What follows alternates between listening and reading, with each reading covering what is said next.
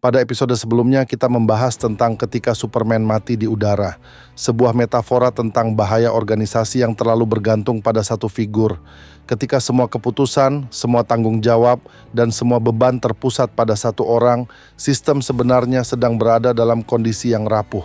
Kita sering mengagumi pemimpin yang kuat, yang terlihat mampu memegang kendali atas segalanya.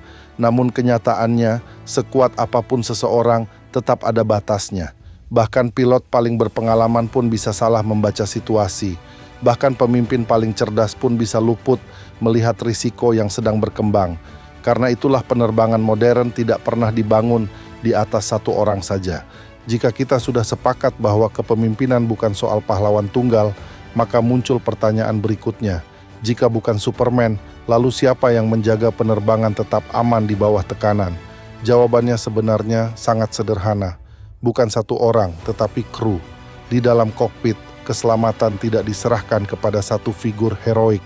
Keselamatan dibangun melalui kerjasama yang disiplin antara orang-orang yang memiliki tanggung jawab yang saling melengkapi.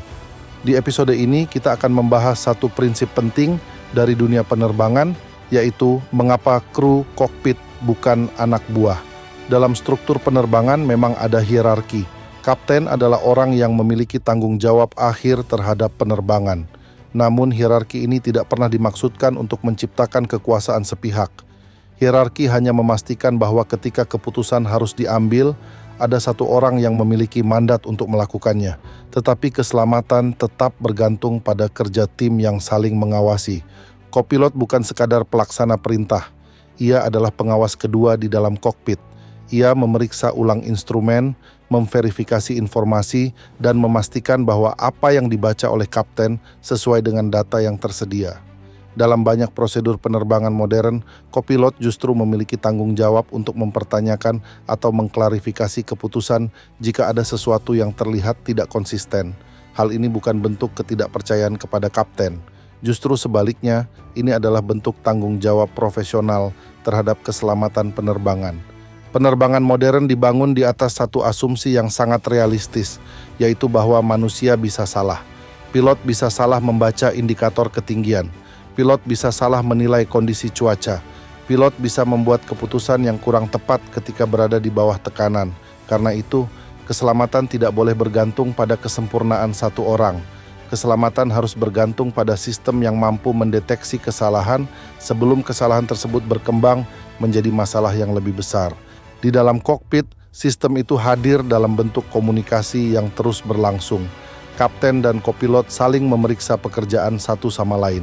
Ketika satu orang membaca instrumen, orang lain memverifikasi.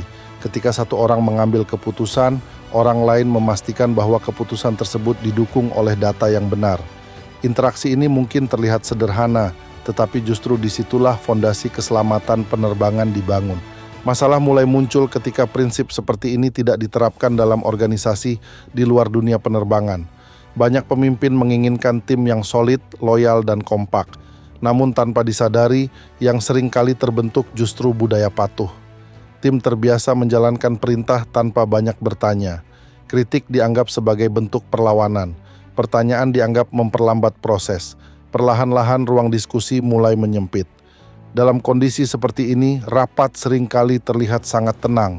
Semua orang tampak setuju, semua orang mengangguk. Keputusan berjalan cepat tanpa hambatan. Namun ketenangan seperti ini seringkali menipu.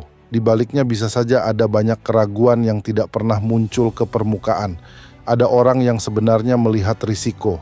Ada orang yang memiliki perspektif berbeda. Ada orang yang merasa ada sesuatu yang perlu diperiksa ulang. Namun mereka memilih diam karena tidak merasa memiliki ruang yang aman untuk berbicara. Dalam dunia penerbangan, kondisi seperti ini justru dianggap sangat berbahaya. Kokpit yang terlalu sunyi bisa menjadi tanda bahwa komunikasi tidak berjalan dengan sehat.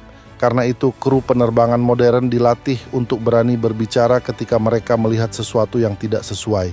Mereka dilatih untuk mengingatkan, mengklarifikasi, dan memastikan bahwa setiap langkah yang diambil benar-benar aman. Kalimat yang digunakan seringkali sangat sederhana, misalnya dengan mengatakan bahwa ada sesuatu yang terlihat berbeda, atau bahwa mungkin perlu dilakukan pengecekan ulang sebelum melanjutkan prosedur berikutnya. Kalimat-kalimat seperti ini mungkin terdengar kecil, tetapi dalam banyak kasus keselamatan penerbangan justru bergantung pada keberanian seseorang untuk mengucapkannya. Dalam dunia bisnis dan organisasi, peran seperti ini seringkali hilang. Tim diposisikan sebagai pelaksana, sebagai eksekutor yang tugasnya menjalankan keputusan yang sudah dibuat. Padahal organisasi yang kuat membutuhkan sesuatu yang lebih dari sekadar pelaksana. Ia membutuhkan kru. Orang-orang yang tidak hanya bekerja, tetapi juga berpikir bersama. Orang-orang yang tidak hanya menyelesaikan tugas, tetapi juga membantu menjaga arah perjalanan organisasi. Pemimpin yang matang memahami bahwa tim yang baik bukan tim yang selalu setuju. Justru tim yang paling berharga adalah tim yang cukup berani untuk mengatakan bahwa mereka melihat sesuatu dari sudut pandang yang berbeda. Namun keberanian seperti ini tidak muncul dengan sendirinya. Ia lahir dari budaya yang dibangun oleh pemimpin. Jika setiap kritik dibalas dengan defensif, jika setiap pertanyaan dianggap mengganggu, maka perlahan-lahan semua orang akan belajar satu hal yang sederhana, lebih aman untuk diam. Ketika budaya diam mulai terbentuk, organisasi mungkin masih terlihat berjalan dengan baik. Keputusan diambil cepat dan semua orang tampak bergerak dalam arah yang sama. Namun di balik kecepatan itu, organisasi sebenarnya kehilangan mekanisme penting untuk mendeteksi kesalahan lebih awal. Kesalahan kecil bisa lolos tanpa koreksi. Keputusan besar bisa diambil tanpa uji silang. Dan ketika tekanan datang, organisasi tidak memiliki cukup ruang untuk memperbaiki arah. Dalam penerbangan, keselamatan lahir dari dialog, bukan dari monolog.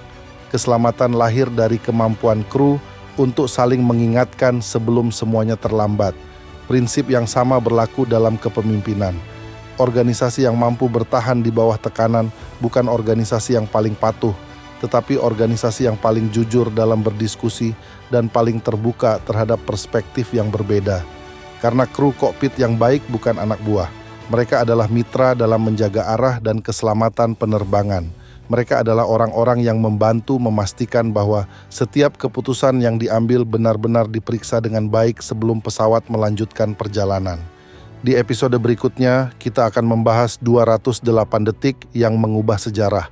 Sebuah momen singkat yang menentukan nasib sebuah penerbangan ketika keputusan harus diambil dalam tekanan waktu yang sangat sempit dan ketika kualitas persiapan jauh lebih menentukan daripada kecepatan reaksi. Terima kasih sudah menyimak episode ini. Mudah-mudahan pembahasan tentang kru kokpit yang bukan anak buah ini memberi pelajaran bahwa keselamatan lahir dari kolaborasi, bukan dari hierarki yang kaku. Semoga episode ini bermanfaat dan mengingatkan kita bahwa kepemimpinan di bawah tekanan selalu membutuhkan ruang dialog, bukan sekadar perintah. Dengan kesadaran tersebut, kita bisa melanjutkan perjalanan ini ke episode selanjutnya.